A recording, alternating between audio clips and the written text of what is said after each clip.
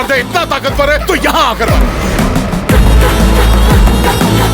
वो आएगा, भूतिया साय की तरह आएगा, आत्मा निकालेगा। अबे उसे मारा किसने? आपलं म्हणून या घरात काम करतेय म्हणून तिला वाटेल ते बोललेलं अपमानास्पद वागवलेलं मला चालणार नाही।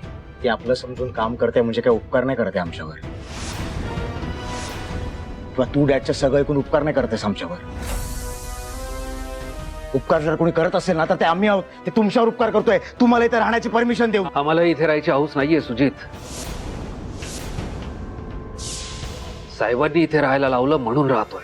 हो, म्हणजे तू इथे राहून साहेबांवर उपकार करतोयस? ही असं बोललेलं नाहीये,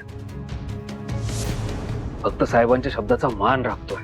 साहेबांच्या शब्दाचा मान राखत राखत खूप गोष्टी मिळवल्यास तू आजपर्यंत। हे घर त्यातलीच एक गोष्ट आहे। आधी तू होतास, त्यात ही आली, आता उद्याचं बाळ येणार।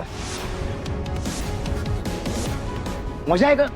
तुम्ही तर गोकुळच करणार तुमचा। आजवर मला बोलत होता ते पुरेसं नाहीये का सुजित? स्वानंदीला का मध्ये घेताय? अरे बायको आहे ना तुझी ती।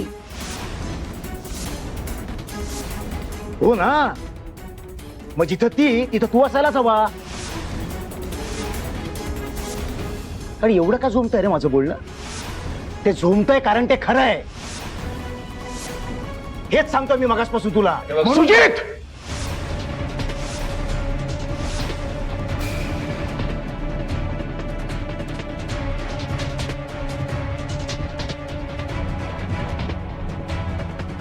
काय चाललंय? घरामध्ये पूजा आहे ना, आणि तू मणीशी भांडतोयस? डॅड, मी भांडत नाहीये। हा मणी बोलतोय। ह्या स्वानंदीची बाजू घेऊन आत्ताच्या त्या दोघांना इथून बाहेर काढा, बस। मणी या घरातून कुठेही जाणार नाहीये।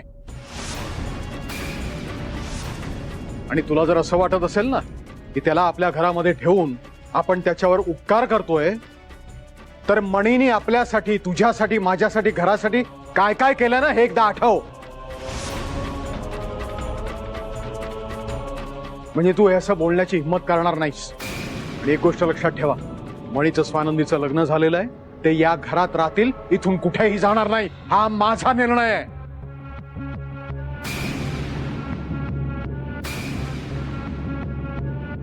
अरे मणी, याच घरात पूजा आहे ना, तुम्ही अजून